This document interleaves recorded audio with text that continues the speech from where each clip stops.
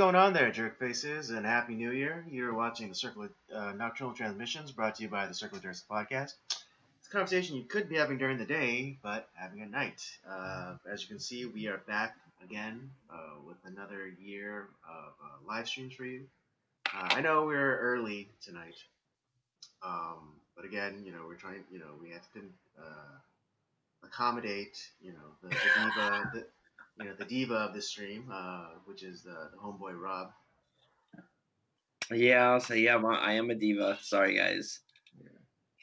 I make demands of Andy, and then he just has to, make it work. I'm like every other. Because I'm such a nice guy. I just, I was like, oh, okay, fine, I'll make it work because I'm such a nice guy. Otherwise, I threaten to go to my trailer and not come out until my demands are met. He pisses and moans, and it's sometimes it's just better not to fight him on certain things. But yeah, we're it's a new year. Not New Year, new me. I hate that phrase. But it's very self-help kind of.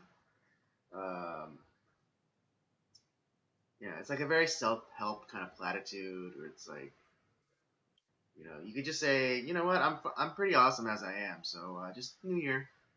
I'm the same salty bastard I was last year, and it will continue to be for Eternia. Perfect. Exactly. I wouldn't have you any other way, Rob. I wouldn't have you any other way. Same here, Andy. But we just, Rob asked if we could do it, a couple hours earlier, and I didn't see any reason why not to. I wasn't particularly busy, and just to. Plus, it might give us more time to,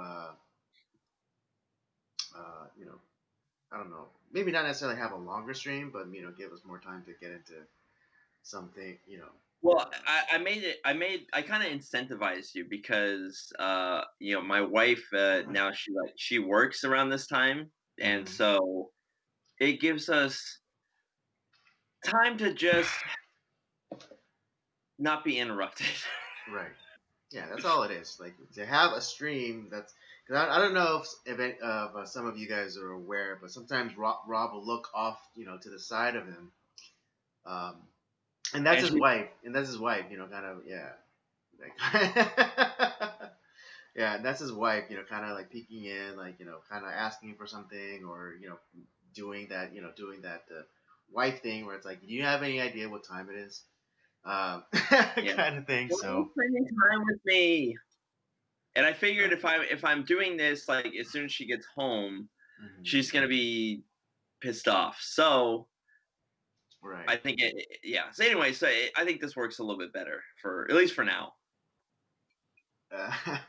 But Tuesday it is. It's still gonna be Tuesday. So don't get too comfortable now.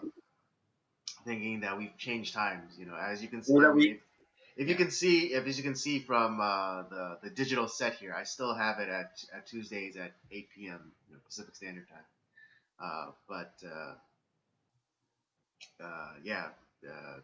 This is just a special occasion, or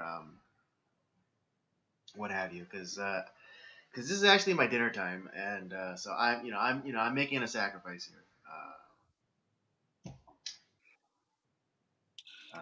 All right. Well. Yeah, don't say I never did anything for you. You do a lot for me, Andy. Oh, we got David Blake in the comments. Nice. All right, friend of the podcast. Friend of the podcast, and it says, "Damn white people." Yeah, yeah, that's true.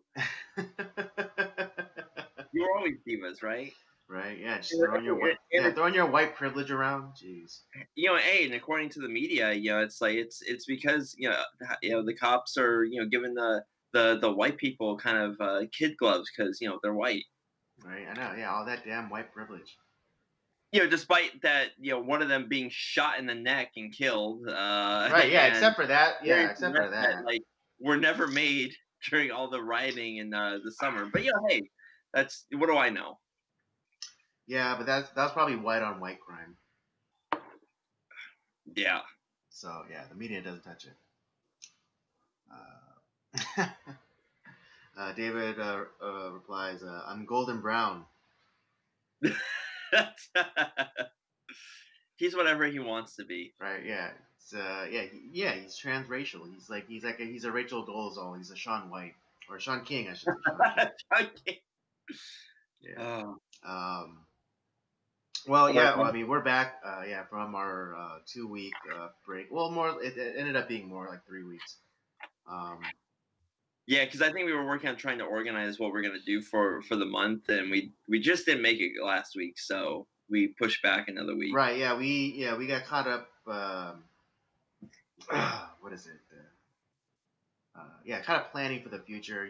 Lining up like what we might want to do for future episodes of the main podcast, and also planning, movie reviews for the live stream, and so just the what is it? The third week came like just kind of crept up on us, and was like, oh shoot, we're supposed to be back, but I'm not necessarily complaining that we got that extra week.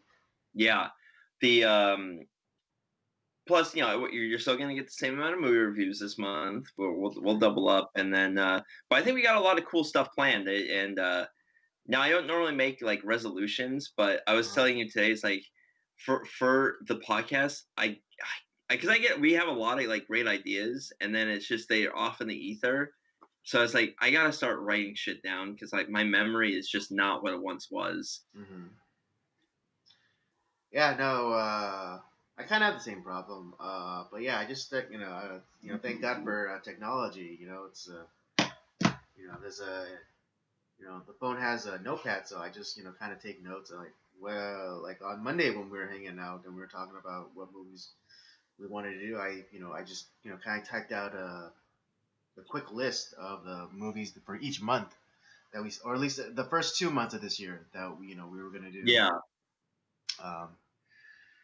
And so what is it? This month is a Western theme. Rob suggested that we do a Western theme. And so yeah, this month we'll be reviewing Western movies.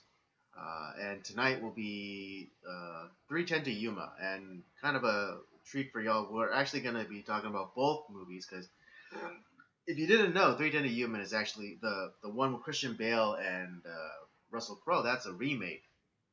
Yeah. Of an earlier, I think, a 50s version of the movie. 1957 with Glenn Ford and that's right. I forget who played Ben Wade, but yeah, it's I didn't realize that was a remake either. Mm-hmm.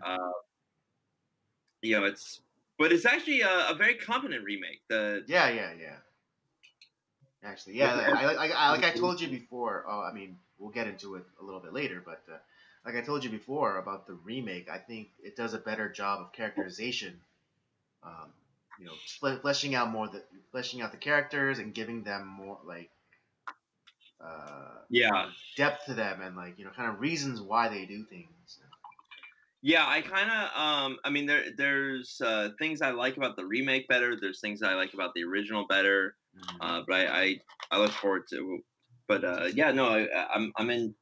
I've been enjoying watching a ton of westerns, and there are a fuck ton of them. Oh my gosh. Yeah, I mean, you think that westerns, kind of become not very popular as of late, but if you kind of look back in history of like cinema, like there's certain ages for westerns, Yeah. Sometimes westerns are really popular and then they wane, and they're popular again and then they wane. But interestingly enough, when we talking about westerns, both Rob and I watched a movie. It was not technically a western, but it's what I've come to categorize as the neo-western noir, particularly in the vein or in the style or like in the canon of work from Tyler Sheridan. Yeah. Oh man.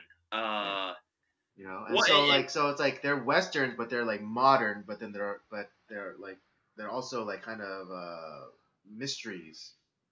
Right, and I think westerns are not a monolith. There's so many different types of westerns. You Right, have or your and you also have like movies that do like in the style of western. Because I would say that Logan, the Wolverine movie, I would say that movie is in the style of a western. exactly, and yeah, like I said, this movie that we ended up watching yesterday, which we're gonna have a future episode about. Uh, we watched Wind River with Jeremy Renner and Elizabeth Olsen. You'll know them as Hawkeye and Scarlet Witch, Yeah, for our but younger audiences, or and those who are not but who don't consider themselves cinephiles. yeah, but these actors are so much more than these superhero actors. I mean, this is Yeah, they're more than McDonald's essentially, because no, yeah. I consider like the Disney like Marvel stuff. That's like McDonald's. Jeremy Renner does not get the credit he deserves as an actor. That guy is a top tier, should be a top tier A-list actor that does not get. He gets deemed like the franchise killer, which is so wrong. He's such a great, in the Jason Bourne film that he's in, I think, which is the Bourne Legacy, which is fantastic. And when he joined the Mission Impossible crew, like he was supposed to kind of take over, but they obviously, now it's still Tom Cruise, but yeah, still, yeah, that's Mission Impossible is Tom Cruise's baby. He's never gonna give that up. no, and that's fine. But I love that Jeremy Renner is part of it now. Like, he's great in it. And then, all these franchises had Jeremy Renner come on, and it's like then it just kind of disappeared. And this is by far how he did not win an Oscar for this performance is criminal. I'm there's not many movies where I'm moved to tears. This is one of those movies. Andy saw yesterday. I was a mess. Yeah. Well, I watched it a day before, and it affected me. And then I was with Rob when he finished the movie, and I was still affected. And then I was like, I mean, Rob was there. He saw me. Like I was like I kind of was what's that word I'm looking for? Where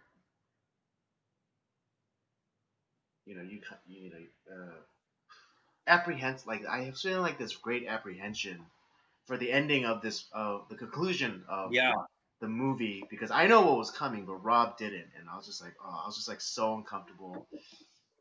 Not to say that this movie is a good movie. It's just, God, you need a drink. You need a good stiff drink afterwards. Yes, and, they did. And again, we will get into it in a later episode, or maybe an episode of the podcast, or the main podcast. But because we don't want to ruin it for anybody, but then also it's a touchy thing to talk about. Well, and mainly, my the 3-week break. I mean, other than like working, I haven't really been able to go anywhere, unfortunately. Because because of lockdowns, and then they decided, for no reason, well, literally no reason, they decided to extend the lockdowns. Yeah, but so my break has been movies. I mean, Andy's been over a few times. We've watched it. Like, I can't even count how many movies we've watched. It's a lot. It's more than two hands. Yeah. Right. David responds. That is a good movie. I'm not sure exactly when that was. Maybe when we were talking about Wind River. But then he also says, Robert, have you watched the movie I told you to watch yet? No, not yet. Actually, we have a future idea planned where there's a movie that our commenter, he's going to be on a future episode, but we're going to be talking about one of his favorite movies, and so we'll have to we're going to have a guest month where we're going to be reviewing movies that we'll have a guest on, and have them share about their favorite movies. And David, friend of the podcast, is commenting will be part of that. Nice. Yeah. Yeah. I didn't really do much over the break, really either. Um, just kind of working. Well, I wanted to get the Christmas episode, out by Christmas, so that's what I was working on. I don't know how it slipped me, but I forgot to also post the behind the scenes of that Christmas episode. So yeah, I'll be posting that We'll one put up. that out there in a little Yeah, bit. we'll put that out there in a little bit. Well, we got the main gist out there. That was Yeah, what yeah, that was the important thing, of course. But yeah, just it wasn't until New Year's until I realized like, oh crap, I didn't put out the behind the scenes material. But yeah, and I've been trying to slog my way through Rob's wedding pictures. Oh, Like, yeah. it's just so hard because like I wanted to, like I know I have to get through them, and it's just like it seems like just like this. It's like the biggest mountain to climb, and I'm just like, I don't want to deal. But that's kind of that's like so anyone who's ever dealt with like a photographer who's like who's constantly like like, oh yeah, I'll get you your photos, I get your photos, and it's like constantly like telling you like, oh yeah, next week that that's kind of me right now. My wife doesn't help by saying, Andy, I need where are our pictures? Give me my pictures. And then you're like, I mean, because technically I'm doing this for free. There's no financial. No, you're not. We are going to pay you. But technically, I'm not saying that you're not gonna pay me. I'm just saying technically I'm doing this for free because I still have not yet received payment, even a deposit. And I'm not complaining or trying to throw you under the bus. I'm just stating realities here. Well, throwing money at the problems that incentivize you. It wouldn't hurt, is what I'm saying. It wouldn't hurt, is what I'm saying. Okay, I will throw some money at the problem, and and like a whore, I'll make it rain in your bedroom. Perfect. I'll set up the pole. But it's like, do work, Andy. God. I know it's no, but yeah, it's not to say that I put it as a low priority. It's just it's just like something that I get to I want to do because I also want to do it really well for them, and I want them to have a really good product. So I'm taking my time with it. Yeah, and other than that, my break was pretty relaxing. I mean, other than the times I had to deal with your wife.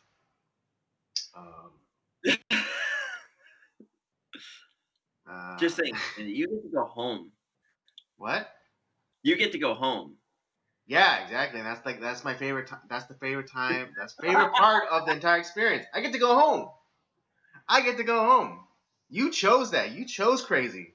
There's that very famous like kind of like old from comedians back from like the 50s and 60s, like, hey, take my wife, please. It's like I get that joke. Yeah.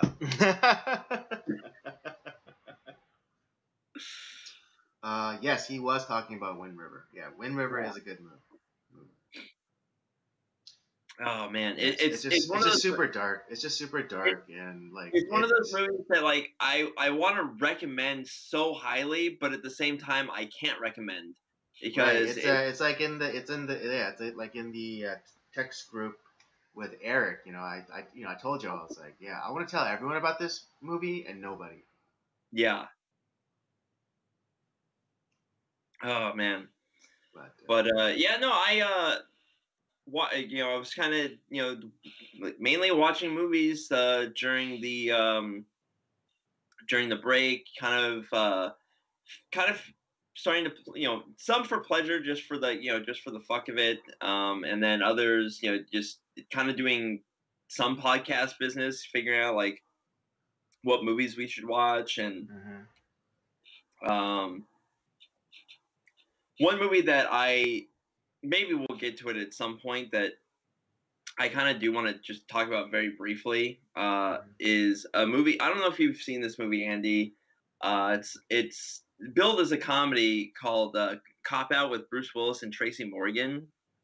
Have you seen that? Yeah. I've heard of it. Oh man, that movie it's so frustrating because that movie should be good. Because Bruce Willis is amazing in it. He's actually the guy's funny. You know, Bruce Willis is a funny guy. He's not. I think Bruce Willis does have comedic chops.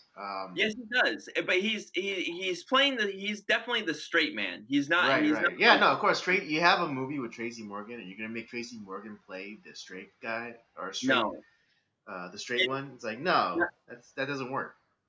And don't get me wrong, I actually like Tracy Morgan. I think he's a funny guy, but he's funny in certain. He has a certain lane, and when he's in that lane, he's terrific. But this movie, he is way, way, way too over the top. It actually ruins the movie. I would have rather have casted anybody else, and it would have made the movie 100 times better, because this would have been great for let's say Chris Tucker, Martin Lawrence, Chris Rock. Yeah, Chris Rock. Anybody. And it would have been 100 times better. And it just, I couldn't, because Joyce and I, we've been watching a ton of cop movies, and I was like, well, this is a comedy, and it's also a cop movie, and she loves Bruce Willis, so I was like, all right, well, she might like this one, and she made it about 20 minutes into it. It's like she fell asleep, but it's like she really didn't like it. I was like, and I was watching, I was like, I see why it's just not good. Because I've seen it before, and I was trying to rewatch it, and I couldn't rewatch it. It's just not. Tracy Morgan's performance in that movie sucks. That might be in our when we do our crappy movie month. That might be one of them. I might have to force you to watch that. Oh, great. I know but you sold it so well. So.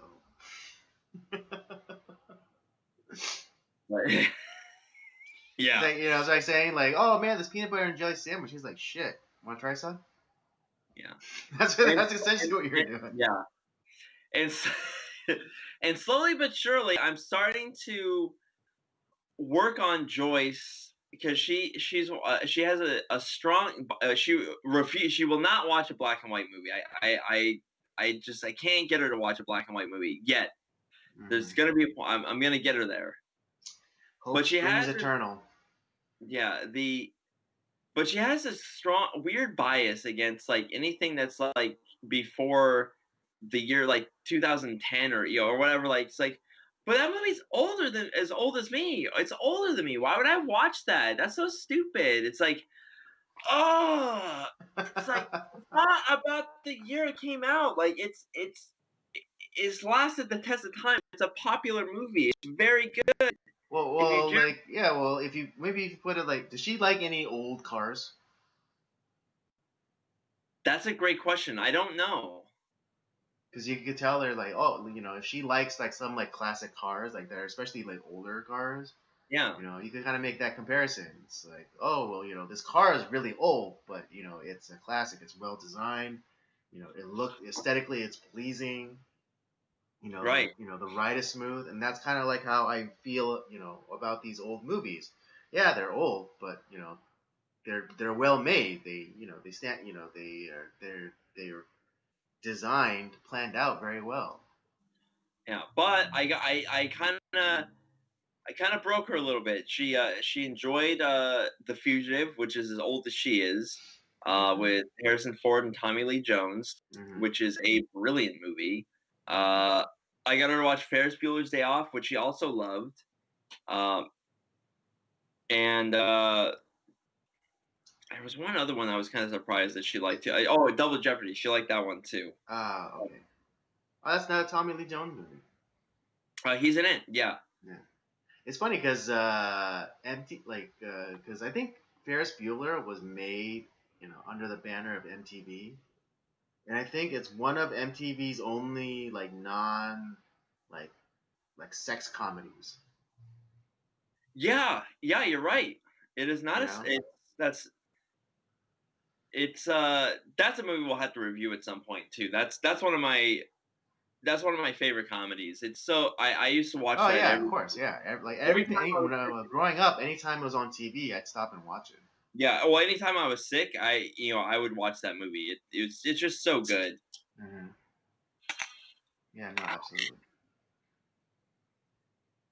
But yeah, that was pretty much like my winter. It was just watching a lot of movies, which is great. I've been listening to a lot of movie podcasts. I was like, oh, I've never heard of this movie. Let's check this out. That seems interesting. Mm-hmm. And so some old, some new, somewhere in the middle. Blue. Yeah. Oh wait, really quick. David replies, "Double Jeopardy. She's going to use that to kill you." That's true. Might be. Hey, that was Ashley Judd when she was still hot and not crazy. Right. Like, they don't choose. Yeah. That's what happens when women don't have children. Yeah. Well, it's this was before she caught Trump derangement syndrome and just went insane. Yeah, but this is who women turn into when they don't have children or a family. Yeah. It's this podcast that I watch, this this woman who's a conservative, the fans started calling it Blonde's disease because she goes by the moniker Blonde. Yeah, so it's like, cause she always says like, yeah, women who don't have children or have a family, they turn into like these deranged like cat ladies who think who because they don't have any children of their own, they have to go and be like mothers to like everybody else. Yeah. So yeah, there's like, so colloquially in that podcast like fan group, it's referred to as Blonde's disease.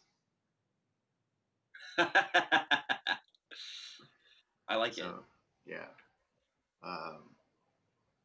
Yeah, I mean, it's like the podcast called Beauty and the Beta.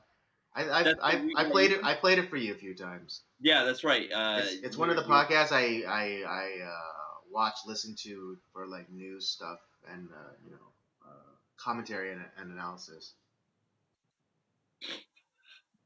Yeah, it's not bad. Mm-hmm.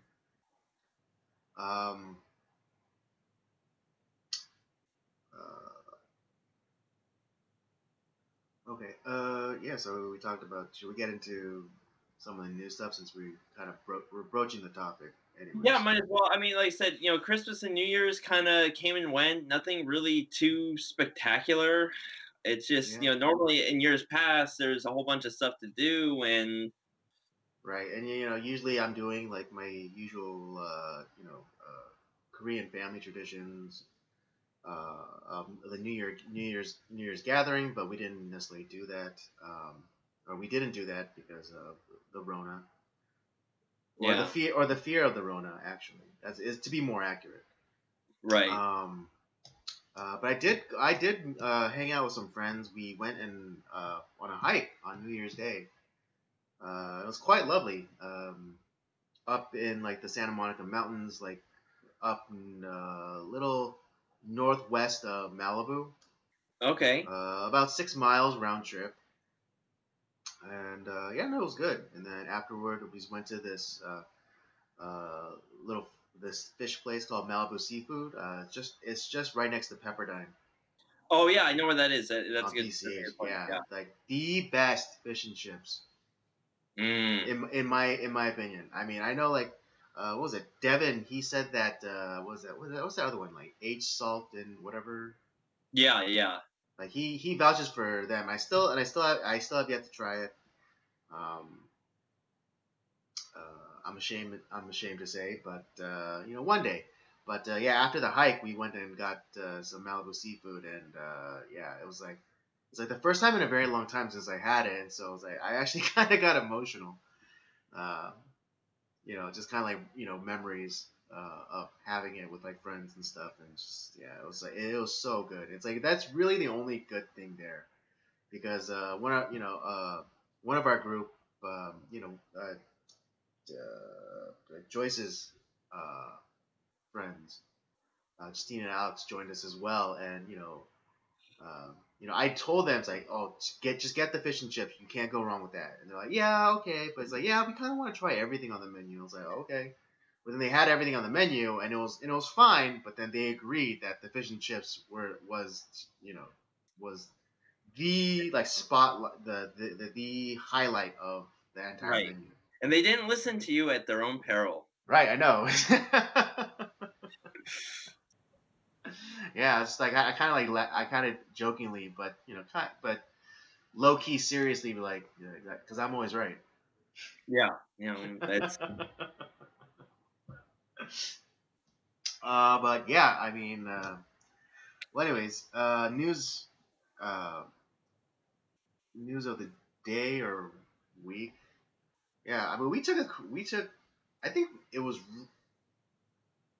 I think we were blessed, when we took our break when we did, because just having to parse everything out, um, in the last 2 weeks or so is just would have been a nightmare, and God. Yeah. I'm glad that we're coming back now and talking about it because now there's definitely more distance and we have a greater view of the terrain, so we can have more and since we've gone through it everything and we've had time to you know marinate and analyze for ourselves what's going on. It's just I think it's really more beneficial. So, where should we start on that, Andy?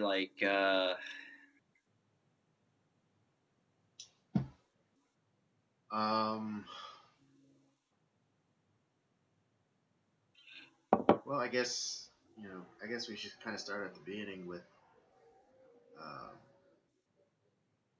what was it? Well, I mean, everyone knows about the election and the results of the election, and then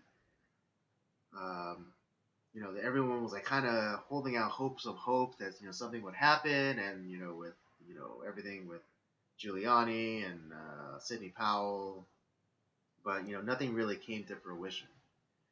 And everyone's last hope was the sixth, the certification of uh, the electoral votes in the Congress, and I mean that kind of encompassing, meaning both the House and the Senate.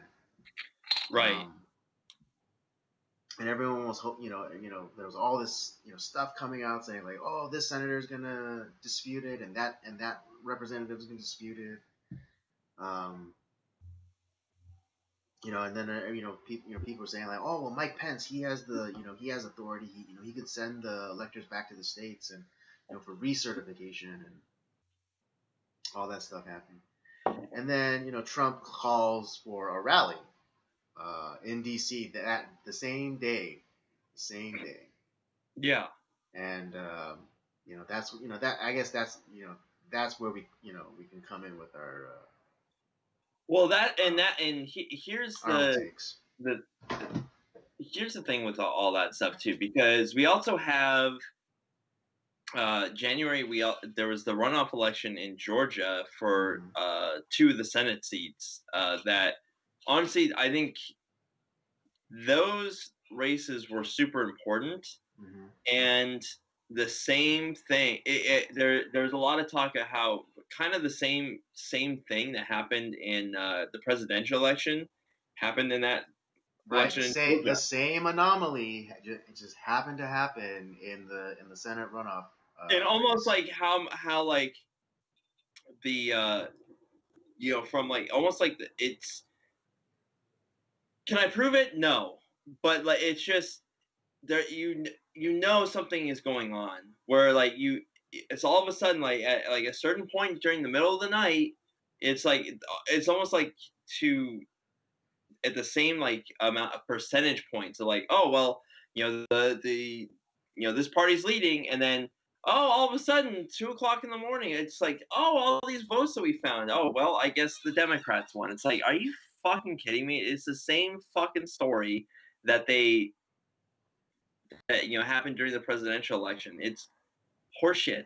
It's Right, and like what like the explanation that they give is like, oh well, that's probably when all of like the metro like Atlanta areas came in, which they do tend to heavily favor Democrats, yeah, but like 90 to 10 like 90 for the Democrats and 10% for Republicans.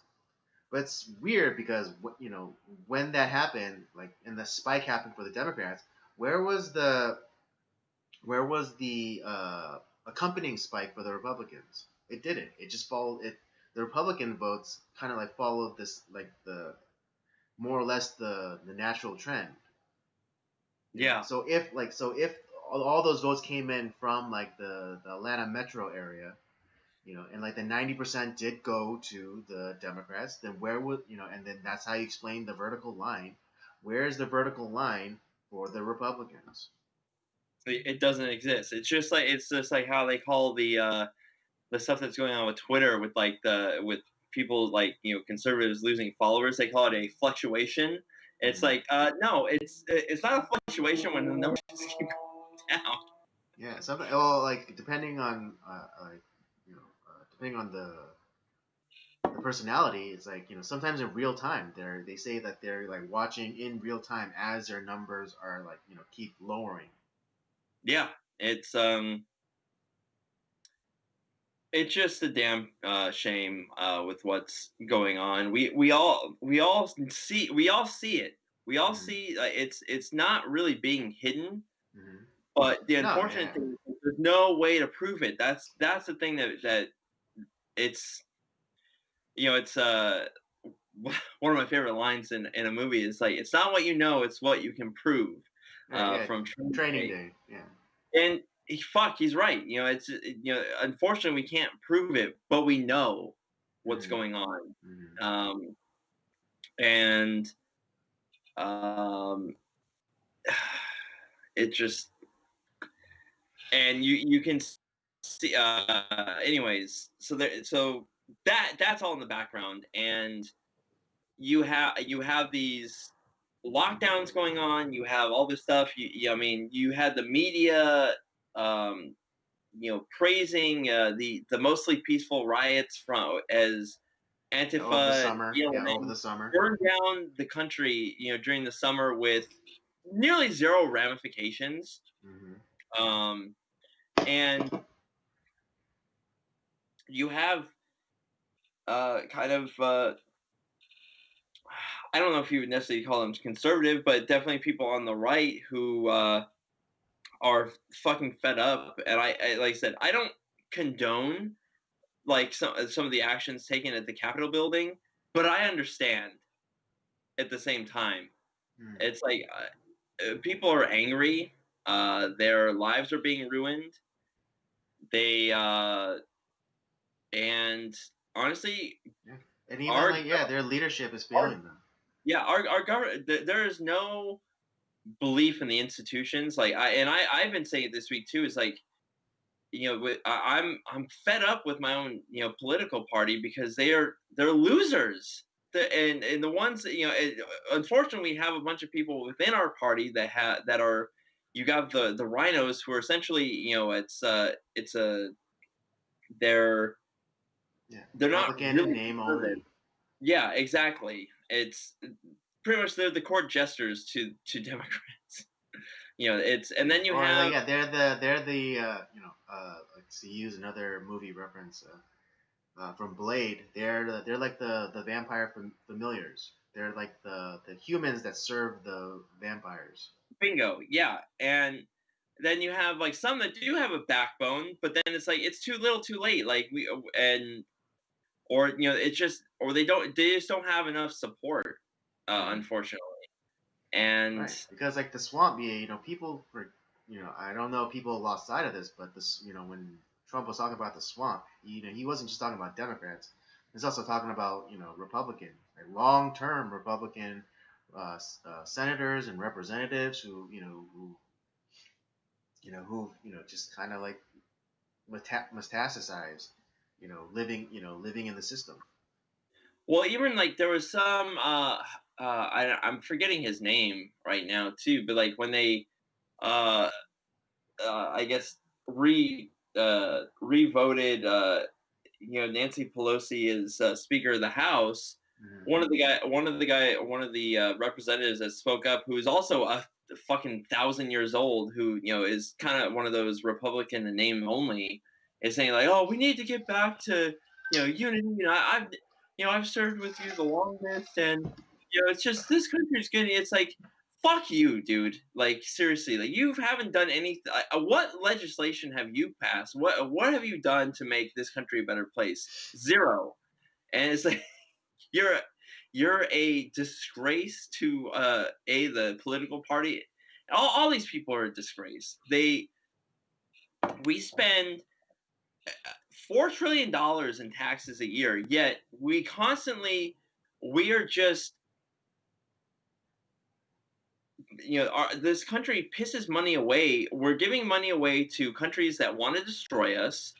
Mm-hmm. We, with all like the stimulus stuff that's going on because of forced lockdowns, not because of just Yeah, not because of the sickness. incompetence. Yeah, not because of incompetence of uh, of things, but like you have instead of Well, actually no, giving it. that is because of incompetence. I was saying that it's not because of the sickness, the virus. Not the virus didn't shut nothing down.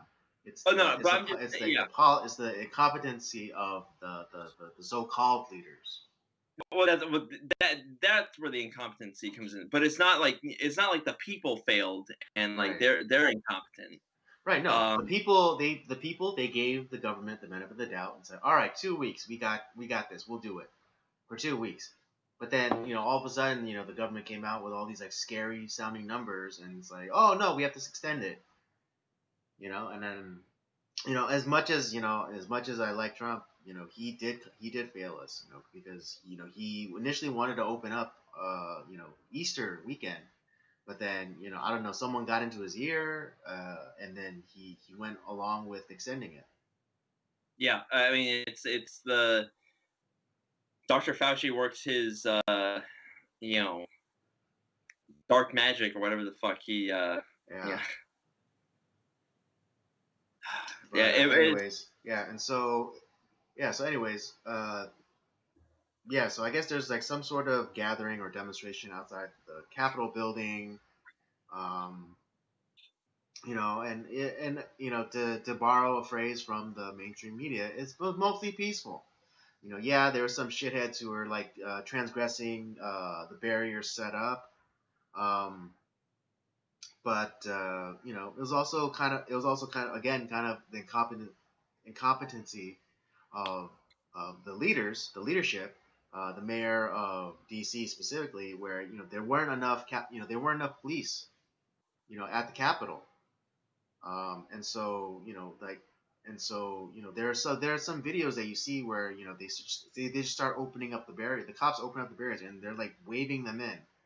And some might say, some you could I just look at it two different ways. It's one, it's conspiracy, and the cops are told to let them in to to make sure that the CNNs and the MSNBCs and the whatevers get their pictures of like of the demonstrators, or it's just it was just kind of like a strategic thing where it's like because there weren't enough cops to hold them back anyway, so you might as well just let them in. yeah I haven't made up my mind on that yet, although it does look pretty damning because initially when I did see the footage where it's like the cops just open up the barriers and like you could see like the cop, he's going like this, he's going like to the crowds like come on, come in. And so that obviously that looks bad. But again, I'm still haven't come down on either side yet Yeah, because I haven't figured out like how I think about that either. I need more information. right. Um, Because again, it honestly could be either thing. It either can be a conspiracy to try to make the right look bad, or it was just they didn't have enough men or bodies there to just to stem the tide. So it might as well. It's like all right, it's like just path of least resistance. So it's like all right, let them in. but yeah, it's just not. I don't even really know what to think, to be honest. It's not. We're living in a very volatile time, Hmm. and the the country is angry. It is, and honestly, like it's the fault of government, legacy media, um, our all of our institutions. They suck, and they Well, I mean, honestly, like especially like some of the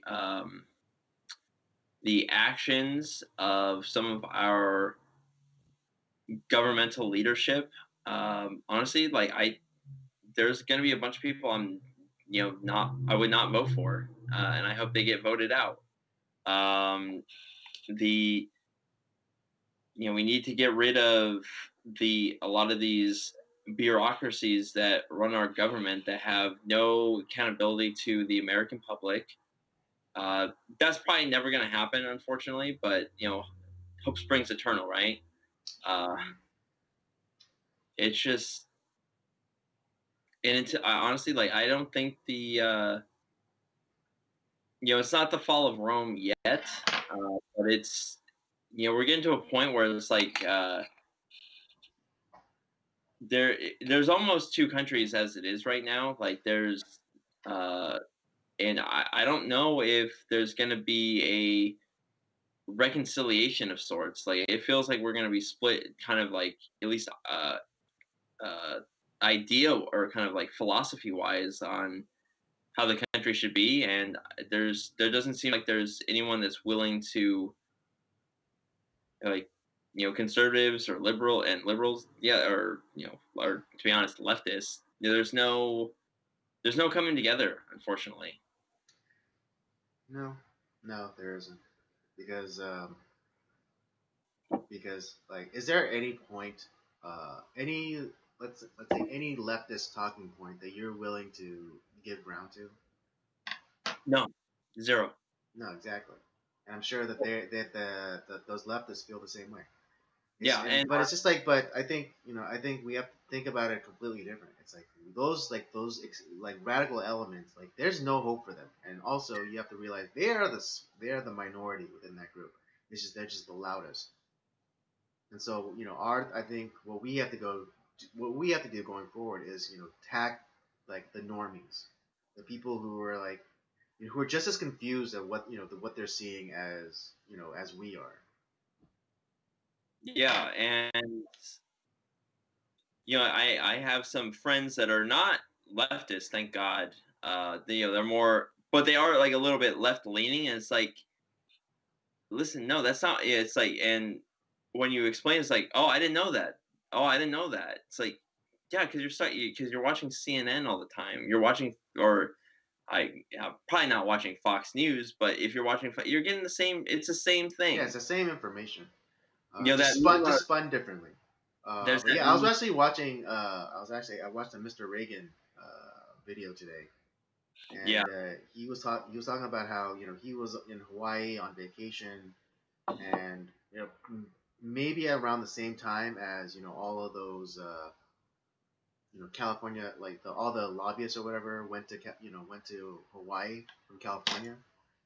Hmm. But yeah, he like happened to he happened to cruise with two of them, and he and then he was, they hit him with all the talking points, But then he brought up one tiny bit of information that they didn't get from their CNNs or their MSNBCs or their New York Times, and it was about General Flynn.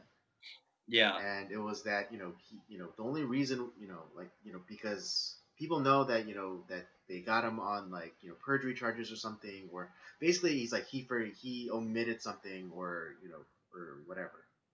But then and then they got him to sign a confession. But the reason why he signed that confession was because they threatened to investigate his son and send his son to jail. Yeah. And it was that piece of information that those two lefties didn't have that shut him down. Yeah. They couldn't handle it, so they just how Mr. Reagan recounts it. They just got up out of the jacuzzi and just kind of stormed off. Yeah. Oh shit! There's actual facts. I didn't know. It's like, See, I guess we forgot that one. Right. And we got some. We got some comments from vote me. This is from David. Vote me in as president, and then the one right after is Andy. It's President Reagan. No, there's a YouTuber who goes by the handle of Mr. Reagan. yeah. No, we're not watching Ronald Reagan. The resurrected Ronald Reagan. Yeah, right. YouTube videos. Though I would pay to see that. That would be interesting. I know, right? That'd be amazing. No, he's a YouTuber whose moniker is Mr. Reagan. That's not actually his real name, but he's a conservative YouTuber. Putting out a lot of good work though. Like that guy, he's one of my favorites. Yeah, I like him. But going back to it's kind of tying it to that little anecdote. What is it?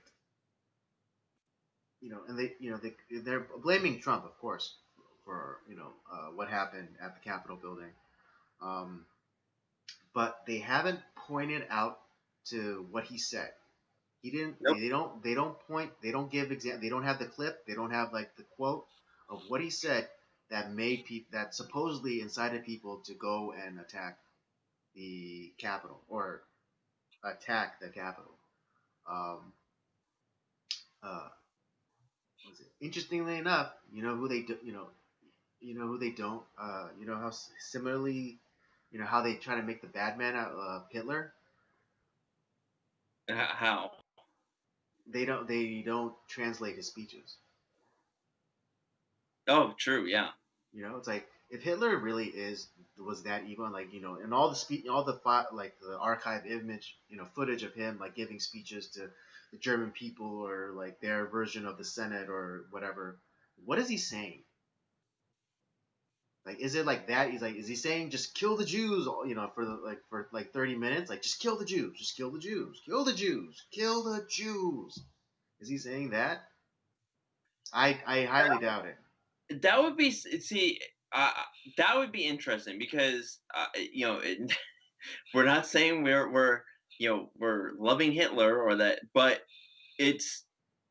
I would like to hear from his own words what he said. Right. Yeah, because every single time that they show every time they show the archival footage of Hitler giving speeches, there are no subtitles. None whatsoever. So similarly, I mean, because they already equate Trump to Hitler anyway. But why do they not show you the inciting language? Why do they not show you the part of the speech where he says, "All right, everyone, go to the Capitol building and burn that shit to the ground"? Yeah, it's because he never said it. No, and interestingly enough, when the first group of people breached the Capitol, it's reported that he was still in the middle of his speech at his event. Yeah. You know, so it's like, he was in the middle of his speech, and then people just, and then I think it was 20 minutes after, or no, it was concurrent. So like he was at his speech, people were at a speech, but then also went left during the middle of his speech to go and you know raid the Capitol building. No, it's like I said, it's there's nothing that he said that incited anything. Mm-hmm. It and the when he did like when he was even when he was like calling for peace, like Twitter and everyone, they essentially destroyed the video. Mm-hmm. So Yeah, took it down so essentially, like silenced him. yeah.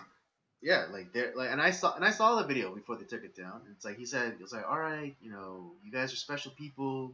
It's time to go home now. It's like go in Yeah. peace. Unless all of a sudden they decided that peace means go burn shit down. So when you Well, say go in peace, he means go and burn shit down. you're right. Unless I don't know, like maybe they did, maybe they decide to change the meaning of peace to burn shit down, and so Trump saying go in peace would technically meant go and burn shit down. That'd be a new definition for that, but sure, okay. Mm-hmm.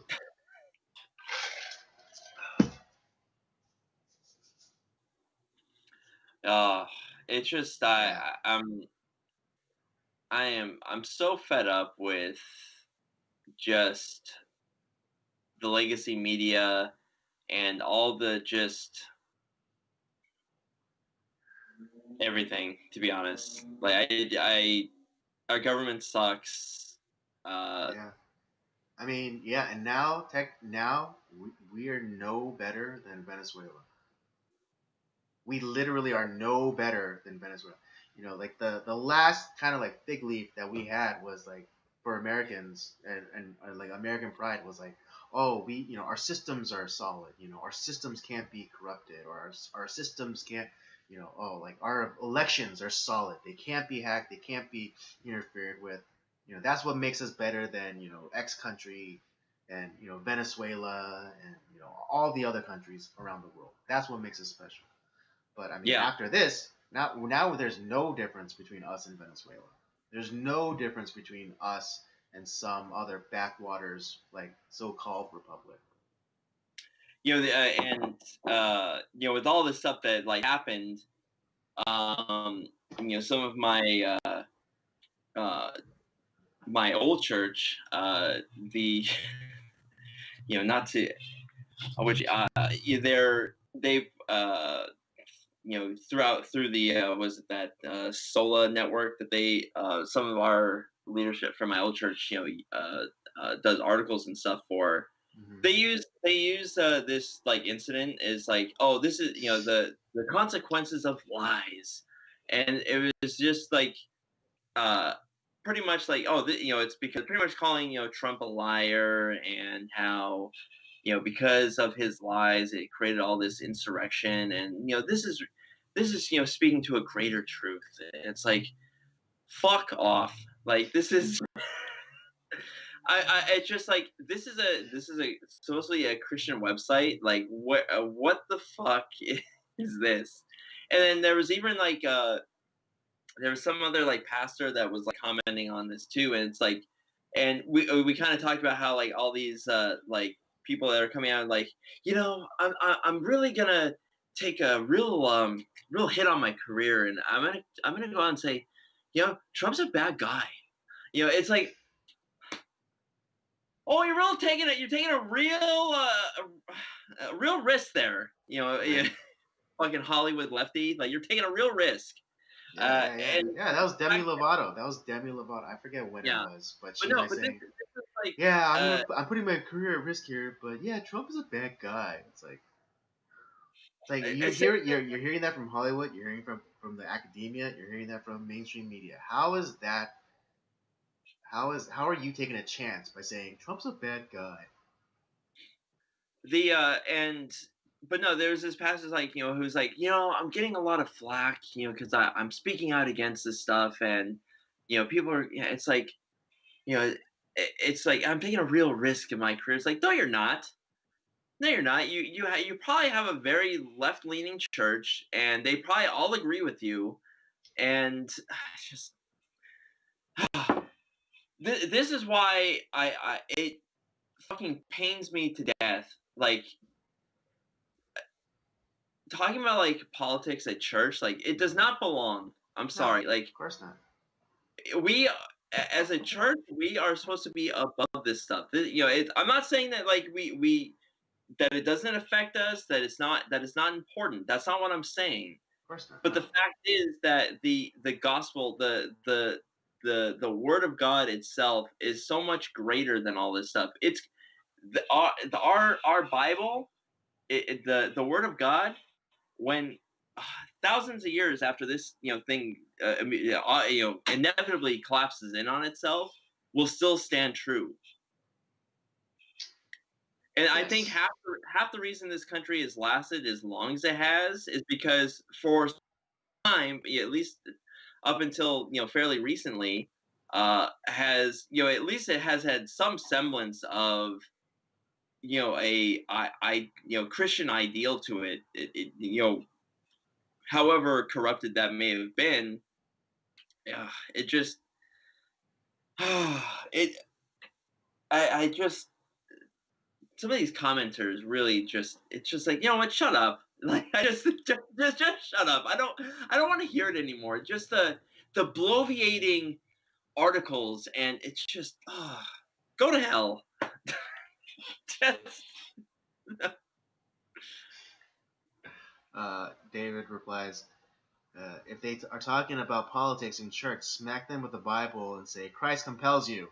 yeah. I They might vomit like in The know, Exorcist. yeah, yeah, pea soup. But yeah, just like there's like, you know, I, like the only political thing that Jesus ever mentions was taxes. You know, and he says, yeah, give to Caesar what is Caesar's. Give to the government what belongs to the government. You know, and that's not saying to just like bend over and take it from the government, but it's like if the governments, ask you for, what they're due. And I'm not saying that taxes are right or anything. I'm just saying just pay your taxes.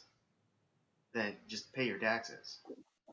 Right, and we've talked about this too, where it's like it's not that like uh there's gonna come a time where yeah, we're meant as believers to be law abiding citizens, to kind of like I said, render unto Caesar what is Caesar's, all that stuff. But there is a time where the government is going to go against what we believe is a higher law, something that's more important. We have to stand for what is greater, what is true. But there may be consequences to that. Maybe the ultimate consequence where we actually give up our life. Mm-hmm. But we still have to stand for that.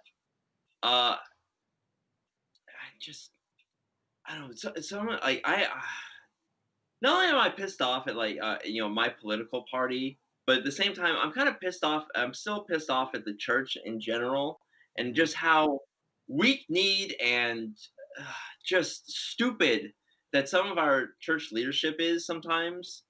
Uh, Yeah, you know, the, yeah. I mean, don't like. Yeah, I mean, if you have forgotten, you know, I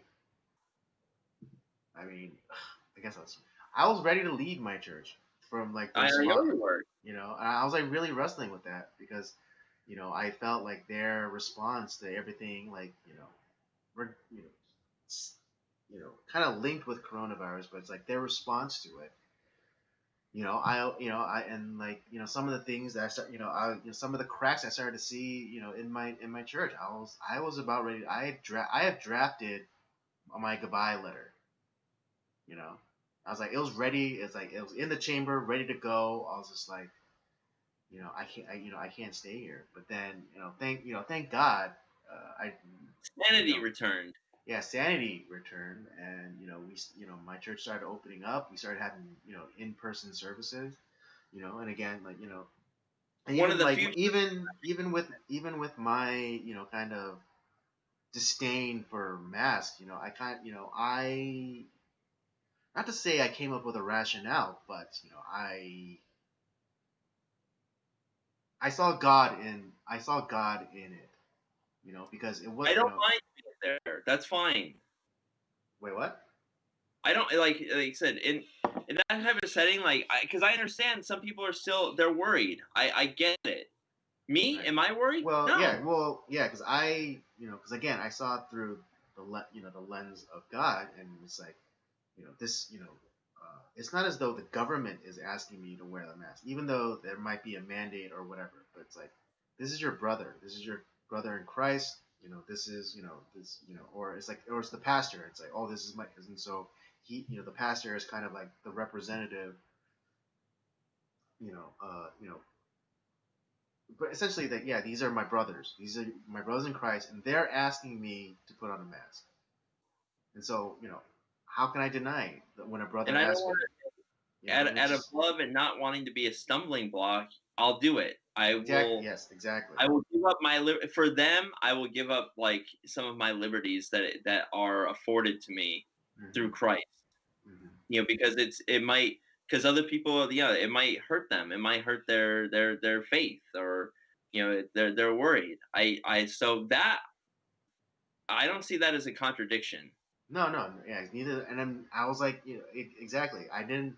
For a time, I did kind of see it as a contradiction, because it's like, oh, I'm going against my own word. But it's like, what's greater than to keeping your word to your God, that you are going to abide by, who God puts, in positions of leadership over you, specifically in the church. When we start going outside of the church and about government and things like that, you know, uh, get, we're talking about two different, things Yeah. here. But The yeah, other like, thing the other thing I'm finding very refreshing is that we're actually talking about the Bible, at church. Because I've mm-hmm, obviously I started going I started going to your church, mm-hmm, um, and and not only were we just talking about the Bible for the message, which is so refreshing, thank God, and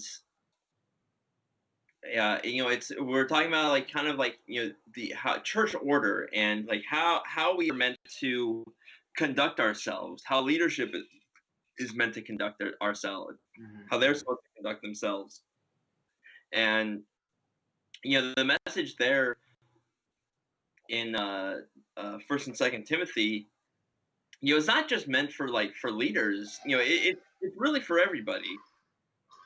We're right. meant. It applies to even things outside the church. You know, 100, yeah, you know, totally.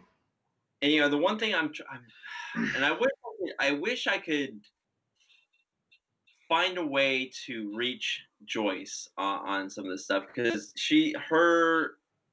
her Bible knowledge is not as strong as mine, and Mhm. which is fine. I don't expect her to become a biblical scholar, at any point. Like Yeah, we can't all be crazy like you. yeah, um, but like she's always like very focused on like, well, what does this say to me? Like, how do I apply this, like, specifically to me? It's like, well, sometimes not everything is like, it's not like this is how Joy should live her, or how like you should live your life.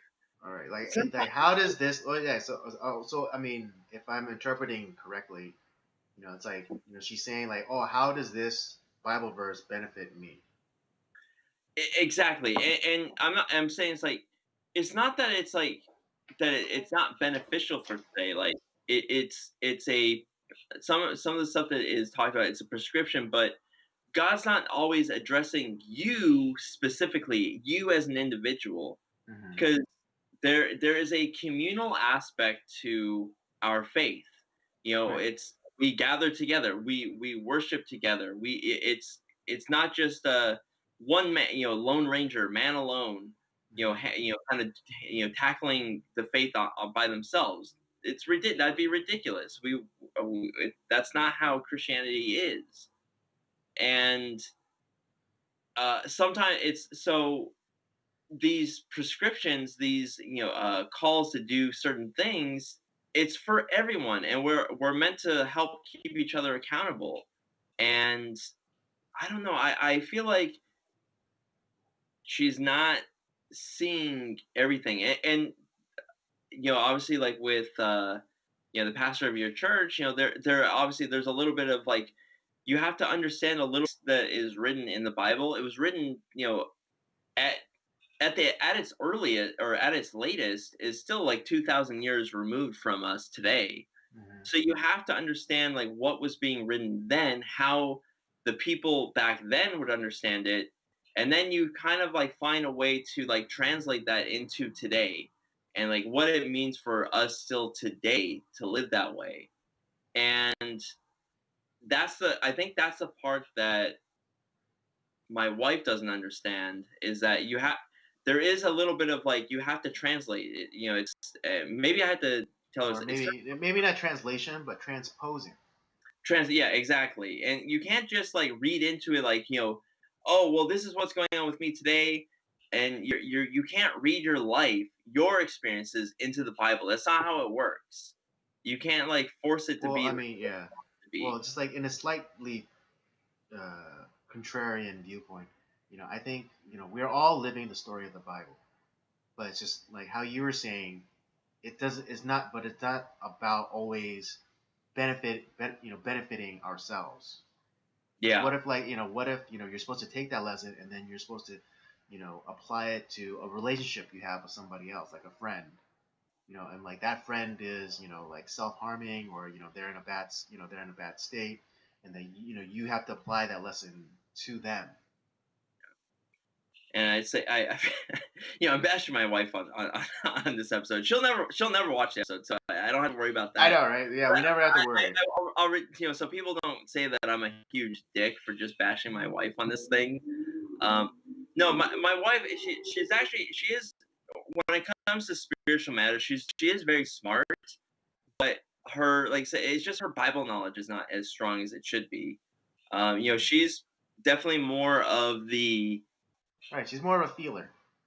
well, she's definitely more of in like the charismatic range of Mm, Christianity, which is mm, perfectly fine. I'm not completely against that world. mm. It's like I'm trying to find. She says, "Oh, I want you to help me understand the Bible," and it's like, okay, well, as I start to like share stuff, it's like, and it's kind of the same thing when we're watching movies, where it's like, well, what is that? What's that? It's like, hold on, like you gotta if you waited like an extra 5 minutes, all your questions would have been answered. It's just it's just you gotta like you just be a little bit more patient. Yeah, uh, it is what it is. yeah. I hope springs eternal. I don't know how, there honestly there's a lot of times where it's like, you know what, like maybe I'll just have Andy talk to you because you tend to listen to him more often than you listen to me. But apparently she does. Like, remember when we went through that exercise of her like asking me to, I forget what, but we how to like approach someone that's not you, essentially. Because Yeah. what I found that she asked, like she asks or requests or demands things of me the way that she would ask you for stuff. And it's like, well, you can't do that to me because I'm not, I have no obligation to you, and so you have to find another way to talk, to talk to me. And so we went through this entire exercise to help her, uh, you know, uh, we went through this whole exercise of how to approach, requesting something from somebody, and it's like, and she actually did it mostly successfully, and then like 10 minutes later, she just went back to her old habits, where it's like, it's like, it's like, Andy, you have to da da da da da da da. Just like, I don't have to do yeah, jack I don't shit. have to do jack shit. I am not. It's like, I am not beholden to you. Yeah. It's like, you can't talk to me like you talk to Rob. You have to talk to me like you're talking to me. Exactly. But I will say though, like my wife, to your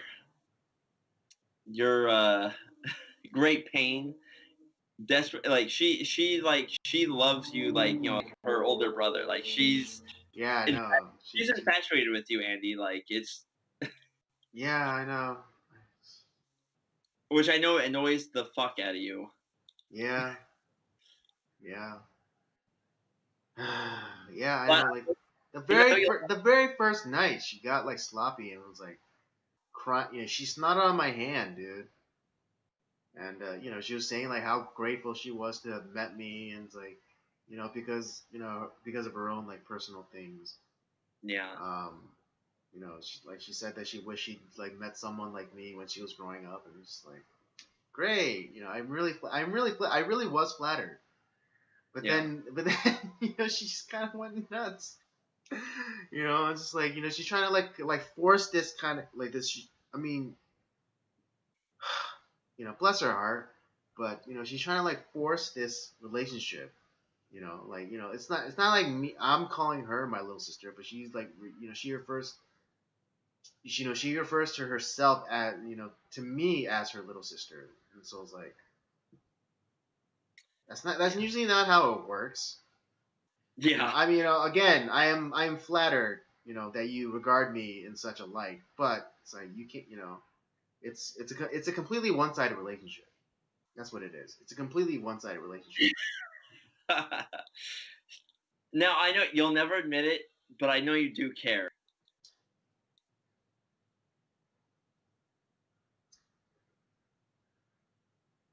I don't confirm, but I don't deny. Yeah, but I'm working on her to try to like take her from like up here to like you got to at least be down like down here. Just to take it down like a couple notches. Yeah, but that never works. Really It quick, doesn't. for a response. I'd hate to hear what she would say if I was around Rob's wife. Laugh out loud.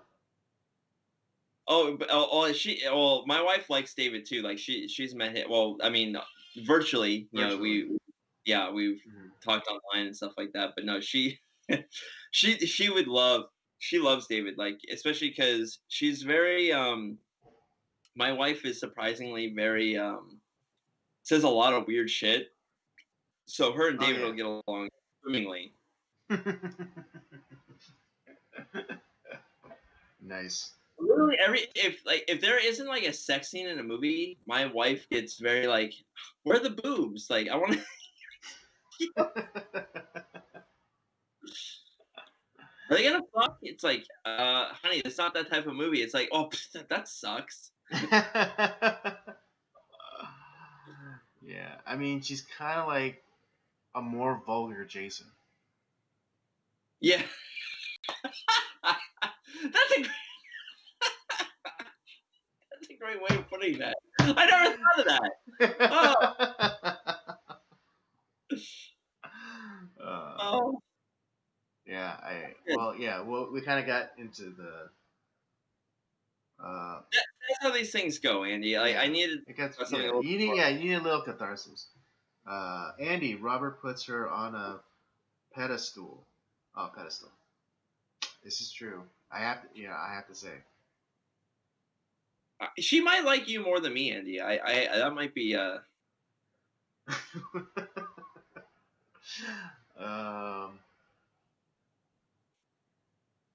I know, and that's why I can't give no oxygen to that fire. yeah. You know, so that's why I can never admit, not that I'm admitting now that that I care for her, because that'd just be giving oxygen to the fire. That is true.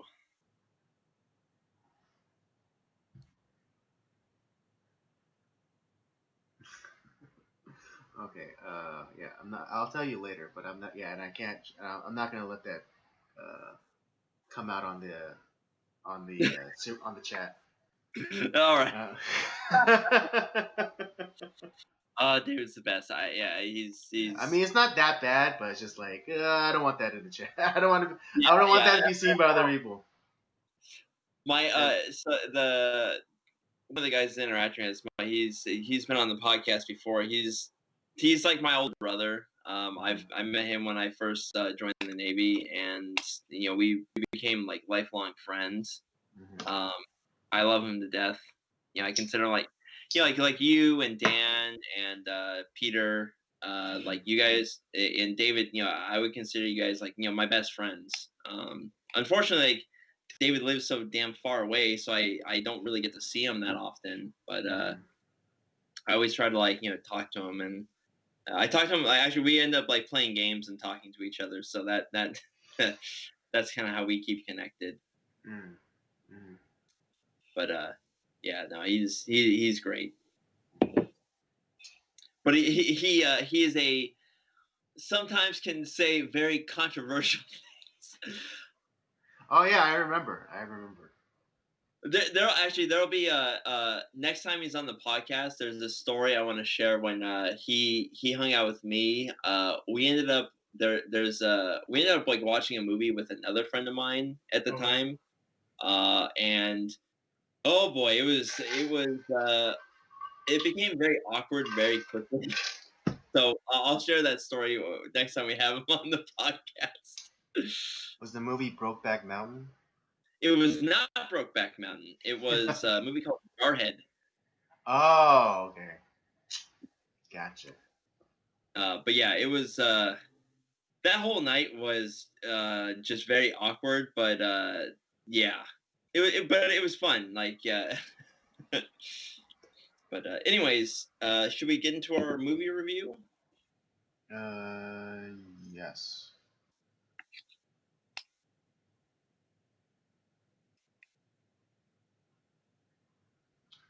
Yeah.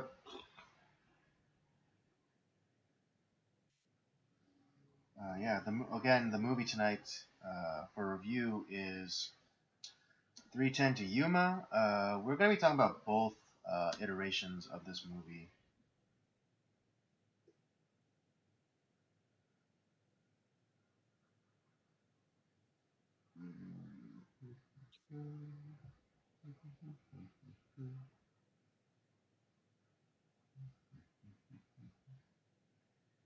Yeah, I'll just read the one synopsis for both movies because they're mostly the same.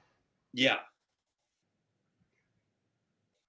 So yeah, 310 to Yuma. Outlaw Ben Wade terrorizes 1800s Arizona, especially the Southern Railroad, until he is finally captured. Wade must be brought to trial, so Dan Evans, the owner of a drought-stricken ranch, volunteers to escort him to the train. Along the trail, a grudging respect forms between the men, but danger looms at every turn, and the criminal's men are in pursuit. Yeah, this is well, I didn't know that there was a remake of the one with Christian Bale and Russell Crowe, which Mm-hmm. was a great casting for the remake. To be Mm-hmm. honest, Yeah. I like both those actors. Mm-hmm. Um, what and I still haven't really decided whether if I like the original more or if I like the remake more. Mm-hmm. Um, one thing that I think I maybe enjoyed a little bit more is the fact that I felt like in the remake the older son was a little too uppity. Lippy, yeah, lippy, a little Yeah, lippy, a little too lippy. especially for like 1800s. I don't even know if Arizona is a state yet at this time, but like No, it was. I think it was still like kind of a territory. territory, yeah, Yeah, especially for that time period. He was like, yeah, he was a little too lippy, uh, and especially he but in but it does. makes sense in the context of of the reason. Well, in the remake, the Yeah. reason why Dan lost his leg. Right. Because With it's alluded to that he knows the story of how he lost that leg. So it's like, so that kind of disrespect that he has for his father makes sense in a way. Maybe not to like the degree like where it's like outright like he might as well be spitting in his face. But and that story was kind of that wasn't in the original. Like no, that wasn't in the original. Yeah, because so in the remake, the character of Dan Evans uh, is a Civil War vet, and he lost his leg. And throughout the and then it's not until there are hints about like his past, about him being a soldier and things like that, and him losing his leg in the war and such. But there seems to be some sort of shame attached to it. yeah, Christian Um, Bale actually cut off his leg for this performance. Like, yes, he did. I know, right?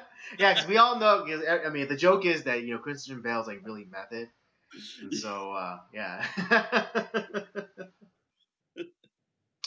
But yeah, in the remake, at towards the end, he reveals that he didn't lose it heroically in the defense of Washington D.C., but he lost it as he was retreating with his men, and one of his men shot his leg off, essentially. oh damn, yeah, that's right. Um, so there is like so they added like elements to the Dan Evans character in the remake, which is fine. Yeah, it didn't like it wasn't like they completely transformed his character. They just added like different elements to him as a character, Well, I think which they gave him better like motivations, and the depth of his character was definitely increased, because in the original, uh, the Dan Evans character, he was kind of like a good man on hard times, and like he really needed the money, and so when Mr. Butterfield's offers $200 for any man that helps him transport Wade to the or get him onto the train to send him to prison, he jumps at it. Whereas um, as opposed to the remake, where it's like this is Dan Evans' chance at redemption, to have like a story to like make him like be the hero that he wanted to be. right. And I guess like I'm not really sure which one I really like better. Like to be honest, like I really like the original a lot. Mm-hmm. I'm okay with like the guy. We don't have necessarily a whole like background to him, where it's like, yeah, it's just he's a good man who cares about his family. His family like cares about him. He's fallen on hard times, and now there's this opportunity to kind of help save his land, and kind of and events kind of like you know uh, change like around that develop around that, Mm-hmm. and and the there's no preamble to the original. It just kind of like starts. It's Yeah. we're not really given a whole lot of background. It's just Right.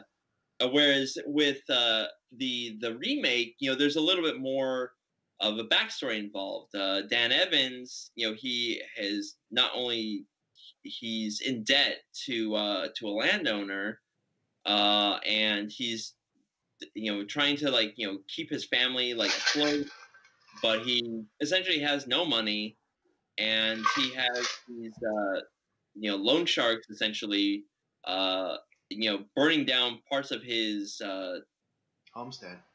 of his homestead and saying like you better pay up, and it's pretty much like the land is worth a whole lot of money, because there's it's developing. They're developing the railroad, and it's Mm-hmm. like his land is in the way. Right. Or he's in um, the way.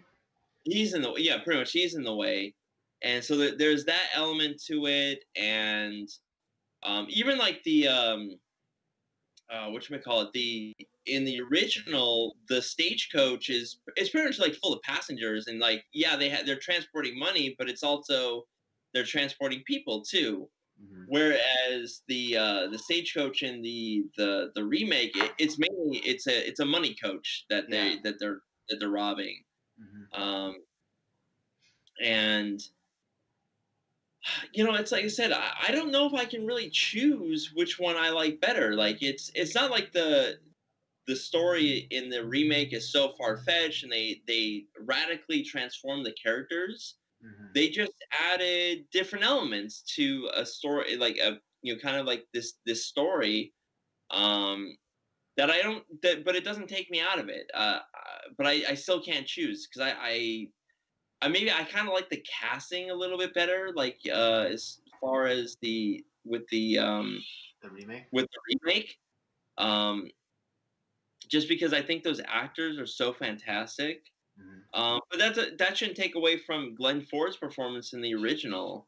No. Um, he was really good. The Ben Wade character was really good in the original as well. Mm-hmm. Which was what was his character, Van Heffron, or what it was? Who's that? Van Heflin. Yeah, Van Heflin. Like he was really good as Ben Wade. Right. But I think what Van Heflin was missing was like an air of menace to him that Russell Crowe I think brought better. I think that is true because Ben Wade he's a dangerous man, but Right. I don't think he's a cruel man. No. Which I think is But there's a dangerousness about him. But Van Heflin's portrayal, he just seemed like kind of like the smart alecky kind of guy, but not necessarily someone who would like, stab a man in his sleep. yeah, like in the remake. Exactly. Now the guy that he's that he stabbed to death definitely fucking deserved it. He's an asshole. Yeah, yeah, yeah. But that's the thing where it's like you don't get the sense of danger that Ben Wade has in the original. Like he's definitely like that he'll kill a guy. No, Mm-hmm. yeah, he's killed probably many guys Mm-hmm. trying to make ends meet.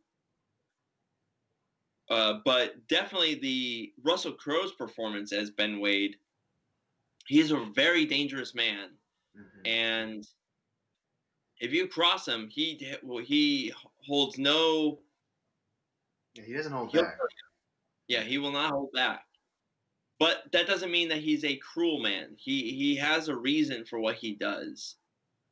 Right. Yeah, because even like the guy, he stabbed to death in his sleep. He was a dick. Like, he even like brings it up to Dan, where it's like, oh, like he was the one that burned your barn down, right?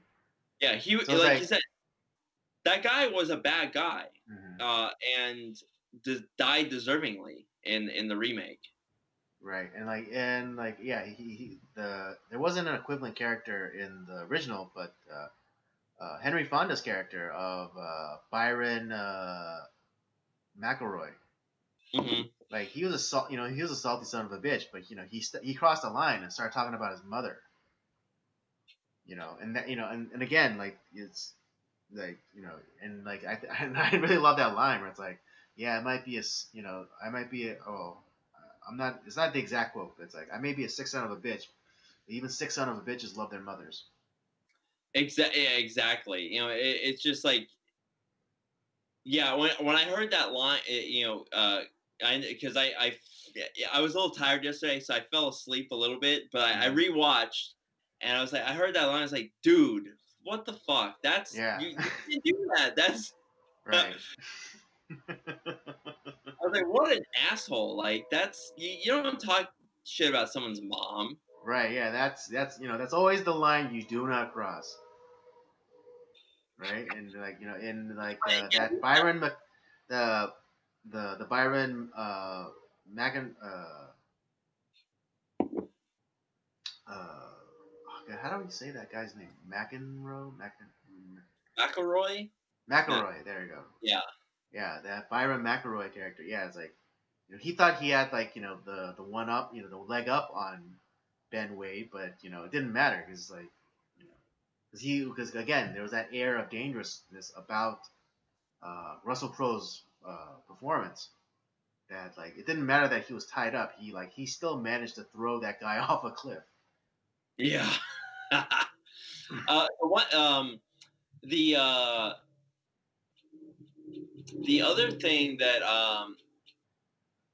and because there's one of the characters in the original, and I'm forgetting his name right now, was in the original he was the town drunk. Oh right, Alex Porter. Yeah, Porter. Yeah, Porter. Thank you. Mm. I, to be honest, I no, I like the performance of Porter.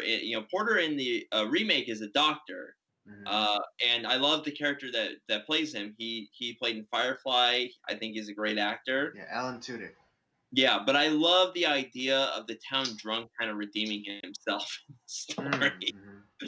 Yeah, Should have just because yeah, it was because in the original, like they they form a posse to go check out the Rob Stagecoach, and you know um, the town drunk is in bed, sleeping it off. Um, yeah. but he was one of the first ones to volunteer to for transporting Ben Wade. Sure, And maybe he needed the money for booze, but like he yeah, more balls than the rest of them. right. And then, but slowly but surely, like once he got some distance from that bottle, like he almost became competent. Yeah.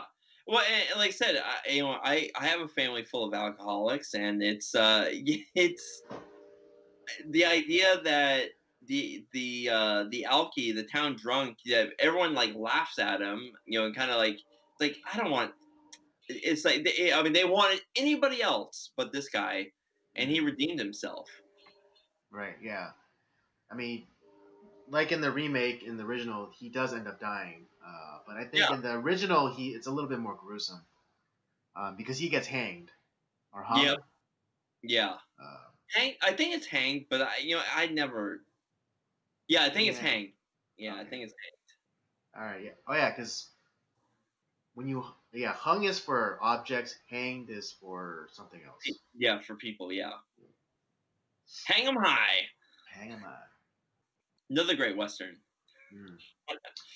Uh, but yeah, I mean, it's I can't say I like one more than the other because I because I was pretty astonished that I enjoyed the original, even though I really because I watched the remake first and I really liked the remake.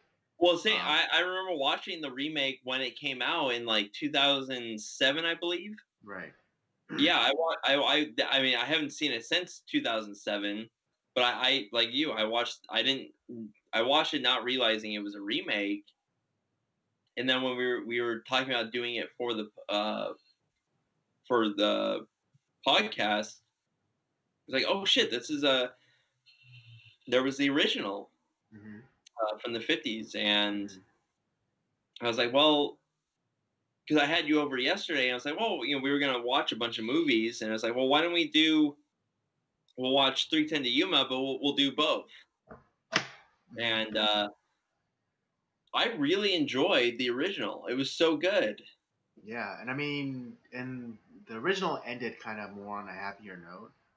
Yeah, Um, uh, but again, I like that fact alone doesn't make it any better for me. It's just different, yeah. and And, so like I said, it's basically the same story. Some of the elements change a little bit. Uh, like I said, the remake added some different depth to some of the characters. mhm. Um, but yeah, like I said, it's just too hard to choose. I don't. I'm probably going to give my the same rating for both, Mhm. just because I think they're both great movies. If you've never watched 310 to Yuma, watch both of them. You got to watch them together, and you'll see the differences. And I think all the performances all around are top notch. It's really good. Right. I mean, if I was to give a slight edge, I would give it to the remake, just because of the Ben Foster character, Charlie Prince. Yeah, yeah, you're right. Yeah, I like that they turn him into more of a, kind of like a wild dog. uh, you know, That is true. Yeah. God. like yeah, because he was like, because uh, who played the in the original? Oh, Richard Jackal. I mean, he was good. He was charming. I think he made a good like lieutenant for that iteration of 310 to Yuma. But the Ben Foster one, he was like, he was kind of like a mad dog, but like still loyal to his master. Um, Right. and he was like, and he was almost as ruthless as Ben, the Ben Wade character, you know, and Whereas in the and the remake, it's more of a wild card. You don't know what the hell that guy is gonna do. right, um, And he and almost it was almost like a poetic thing because like what if because in the remake Ben Wade ends up killing Charlie Prince and like the rest of his crew because they kill Dan Evans because Dan does get Ben Wade onto the train, but just as he gets onto the train Charlie Prince comes out and shoots Dan in the back, multiple times killing him, and it's Ben Wade's like I guess conscience gets to him because this Ben Wade he draws pictures, um, yep. and I think it's interesting like I think he only draws pictures of things that he admires because in the beginning like he drew a hawk that he saw like just before he robbed the stage, or he drew kind of like draw me like one of your French girls, Jack. uh, the barmaid in the saloon, like because he admired her beauty, and then when they're waiting for the train to Yuma, Ben Wade in a Bible draws a portrait of Dan Evans. So I think he admired Dan for what he was doing, and so when and he recognized the inherent good in Dan, and so when uh, Charlie goes and like kills him, and then he makes that crack about how like one-legged ranchers tough son of a bitch. It's just like it was like that disrespect, kind of like when uh, what was it? Like when when Byron, I'm done trying to say that guy's last name, but Byron made fun of his mother, or Tucker, that the loan shark guy, like burned down Ben's uh, barn. He was doing it because it was like the what am I trying to say? It's that time of it's that time of the stream, everybody. My brain it's just fried.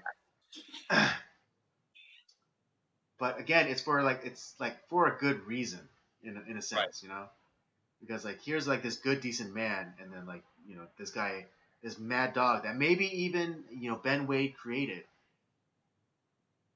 um, and so like it was in a weird poetic way. It's like, oh, I have to put down the dog that I created. Yeah.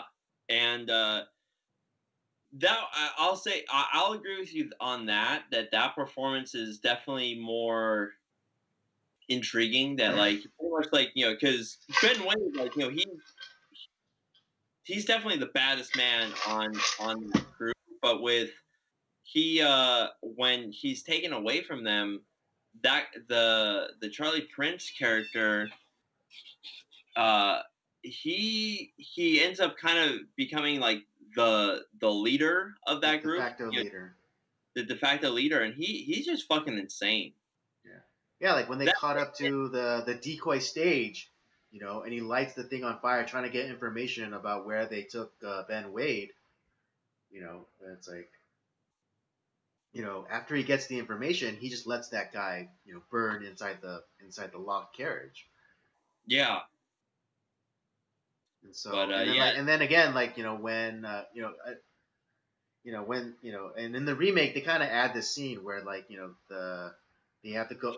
That Ben Wade gets captured by another railroad company, and like they have a bounty on him too, and so um, and then when Ben Wade's crew catches up to that point, and they see that uh, one of the railroad guys is carrying Ben Wade's gun, he just kills them all. Yeah, yeah. It's just honestly, it's just a great Yeah. overall movie. Definitely the original ends on a lighter note. A more optimistic note. Yeah. Um, I'm not sure. The one, like I said, I think the one thing I didn't really care for on the original or on the remake it was I didn't like his older son. Right. Okay. not Yeah. I not mean. not because it was a bad acting performance. That kid did a great job. Mhm. Um, I didn't I felt like the level of disrespect that kid gave his dad, and the fact that his dad didn't beat him from beat him to death as he Right. should have. Um, because that honestly it was a lot of the stuff that he like would say like it was so cruel. Yeah. It's like, Um, yeah, nobody wants our shit horses. It's like yeah, I'm sure like his dad worked really hard to scrounge enough money to buy those horses. and it's like it's not like his dad like kind of fucked up and isn't like he's trying his best with like he's a Civil War veteran that really does lost his leg, um you know maybe not necessarily in the most heroic of circumstances, Mhm. but uh it's just yeah, I and sure he's kind of I think he has a little bit less. He certainly has a lot less dignity than the Dan Evans of the original, because Mhm. he where Dan Evans like yeah in the original like he still has some semblance of like pride, and it's like Mhm. no, we're not gonna do this. Like I'm not gonna. I ain't gonna go to town and like and go beg, and it's like, I was like no, you're not begging, you're borrowing, you're not begging. Mhm. And it's like we it's just to get us through like through this tough time, whereas like in the remake he's hawking like his I'm assuming that was like his like war medal, like his Yeah. like he Yeah. got Some say Purple yeah. Heart, right? Or Probably. and he's like he's trying to like hawk whatever he can, um and it's just but no, like the way that like his like whereas like the son kind of like in the original they looked up to their dad so much, Mhm. and same with the wife too, whereas in the remake I felt like Dan Evans got so little respect from uh outside of like the youngest son, um really didn't get a whole lot of like respect. No. Yeah. Yeah. I mean, there's like I mean, it goes to that speech that he gives in the remake. To his wife, where it's like, I'm tired. I'm sick of the way people look at me and like the way you don't. Yeah, And it's like, oh God, as a man, it's like the way your wife doesn't look at you is more important than how she looks at you. bingo, yeah. That was like and it was a great performance. Like, don't get me wrong. I felt bad for him, and I that's why I kind of liked the way that Dan Evans's character was treated in the original. It just felt Hmm. more. I don't know. I felt better about it. Well, maybe it was like also more period authentic. Yeah, It's like no, yeah, because again, it's like it's late 1800s. And at the very least 20 years after the Civil War. yeah, Um, and like and it shouldn't matter that the eldest son knows how he lost his leg, like not in the most heroic of fashions, but it's like it's like he's still your father. You know, he still deserves your respect, regardless. You know he's feeding you. He puts clothes on your table. You have a roof over your head, a warm bed at night. You know what the fuck? You know what the fuck is with the attitude?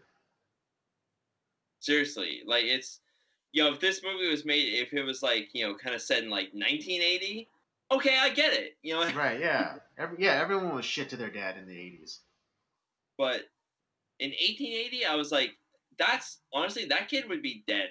Yeah. Absolutely. So, but like I said, I love both movies. Mm-hmm. I can't choose. I think they're both of equal value. I'm gonna say the same. They're both great for different reasons. Yeah. And yeah, yeah, and I'd agree with you that I give them like the same rating.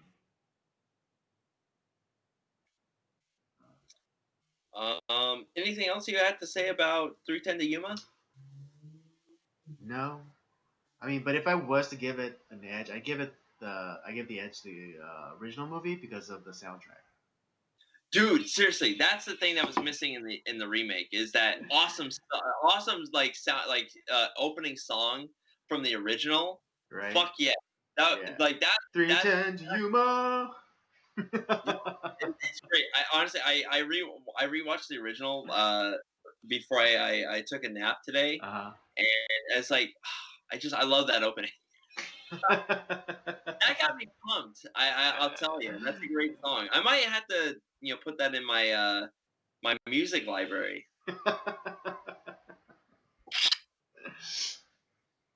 Yeah, but yeah, that's all I got to say about that.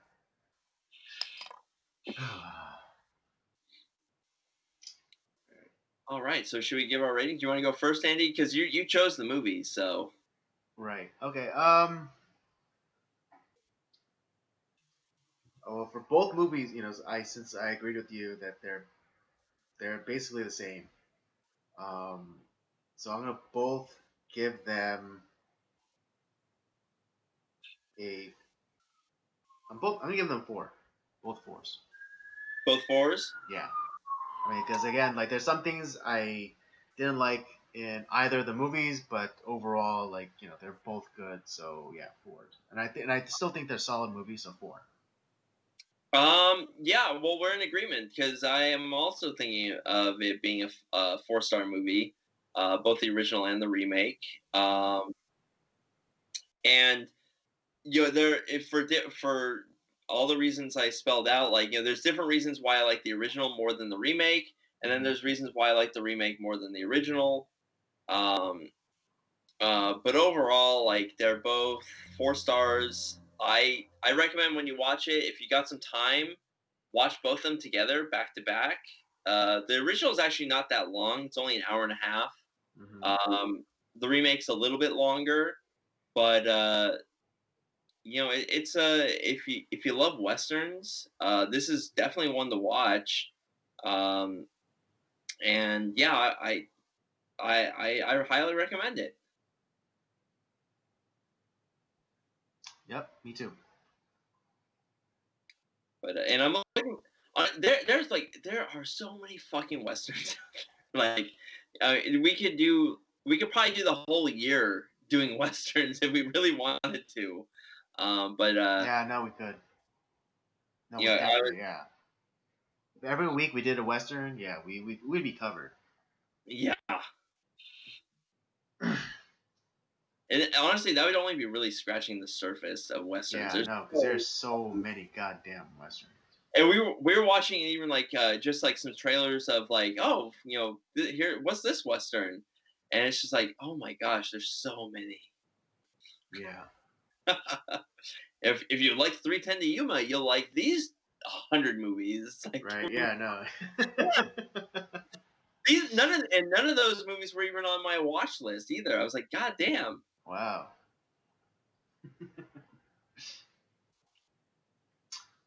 All right. Well, yeah, that'll do it for our movie review of 310 to Yuma, both versions.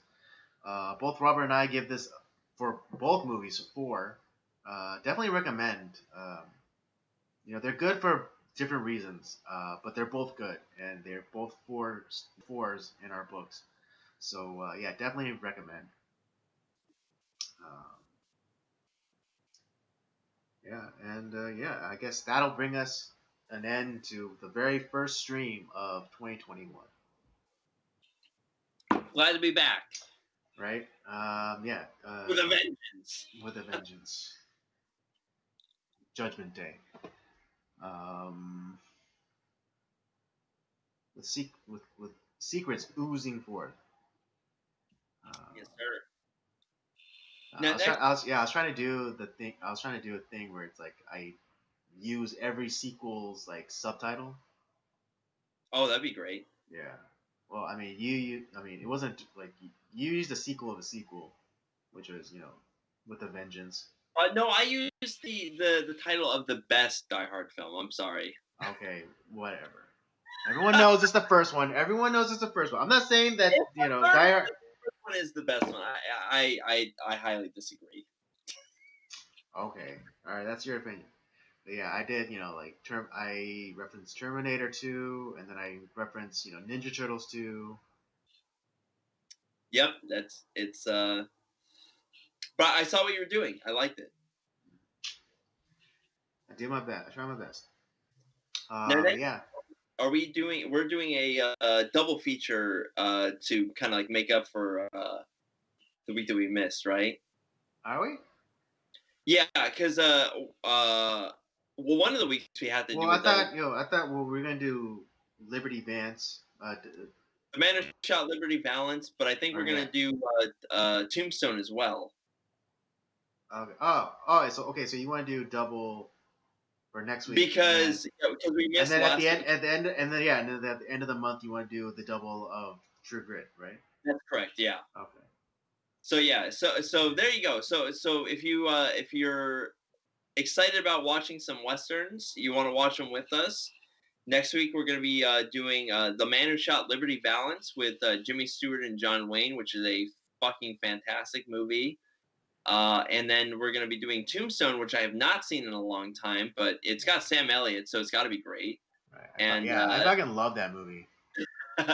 And then it was funny because there's two. I think at the time of that release, there were two Wyatt Earp movies. The one, that's right, Tombstone, and then the one done by Kevin Costner called Wyatt Earp. And I saw, dude, Wyatt Earp is such a schlog, dude. It's so. I might now. I'm not gonna say like we're gonna watch that too, but I'm probably gonna watch that as well, just to have it for context and how it's. I remember it not. I know it's not as good. I remember that part. No, but it's also a very long movie, and like again, it's like not the story's not told as well. Okay, well, I'm probably gonna watch it myself just for context. Mm-hmm. And then True Grit, the original with also a John Wayne movie, and then the remake with Jeff Bridges and Matt Damon, which is another one that a very competent remake. It's just kind of like with 310 to Yuma, very good remake. Yeah, I know we're towards the end, but hold on, I gotta pee. I can't hold it anymore. You can't hold it anymore. All right. Well, I'll talk a little bit. I'll talk a little bit more about some westerns that I think are really fun. Yeah, True Grit is probably like I would say True Grit may be like the most popular like western out there. It's really good. And like I said, we're going to be talking about that at the end of our Western month. But if you're looking for some other good ones to watch, Marlon Brando did one called One Eyed Jacks. It was the only movie that he ever directed, which is a shame because the movie is actually really good. And kind of, it's a great like revenge tale. So there's that one. I mean, you got some of the great spaghetti westerns that are out there. the kind of the Man with No Name trilogy with Sergio Leone as the director, Clint Eastwood in Fistful of Dollars, A Few Dollars More, and The Good, the Bad, and the Ugly. Um, I I would recommend the Good, the Bad, and the Ugly is the best of those. There's another. Well, Clint Eastwood is in a bunch of westerns. He's in Hang 'Em High. He's in a bunch of stuff. There's one with Dustin Hoffman from the '70s. That's also one that I'm probably gonna be watching as well. James Dean did a western called Giant. That one's a fairly long movie as well, but it's some great westerns. So if you're looking for some westerns to watch, there's a billion of them. So quite literally. Yeah. Still there? Yeah, I'm still here. Okay. All right. Yeah, that'll do it. That'll do it. Oh my god, Jesus, are you fucking kidding me right now? Did it drop? No, it's fine. All right, that'll do it for our very first stream of the night, or for the year. No, we're gonna do another one in a couple hours. I know, yeah, in a couple hours. No, we are, yeah, which was to be followed by the second stream of the year, which will be in about 30 minutes. Yeah. Surprise! Surprise! That kind of a year is that kind of a show. You don't know what's gonna happen. It's gotta keep you on your toes. But yeah, I hope you guys enjoyed it. I miss streaming. I truly did. I miss it too. And I'm honestly, I got a lot of we've been talking about a bunch of different stuff. We have some great ideas. I think 2021 is going to be a great year for the podcast. And yeah, I'm happy. I love doing this stuff. It's obviously we've had a lot of great guests on, and I look forward to Tuesdays. It's a nice reprieve from the craziness of the world. Absolutely. But yeah, I hope you're out there. Thank you, David, for being in the chat tonight. I don't know if you're still there, but it was nice having having some comments to read tonight. Yes, sir. Yeah, but yeah, that'll do it for the very first episode, very first live stream of 2021. I hope you guys enjoyed it. Don't forget to join us every Tuesday night at 8 p.m. ish Pacific Standard Time. Don't forget to check out the library of other shows we got. We got the Circular Tourist main podcast, Nocturnal Transmissions, of course, and Rob's gaming show, Up by Up Down. Don't forget to follow us on our various social media accounts. At least while the companies still allow us to be on them. Twitter and Letterboxd at PodcastCOJ, and Instagram at Circular Jerks Podcast. And with all that said, we thank you for joining us, and let's do it all again next week.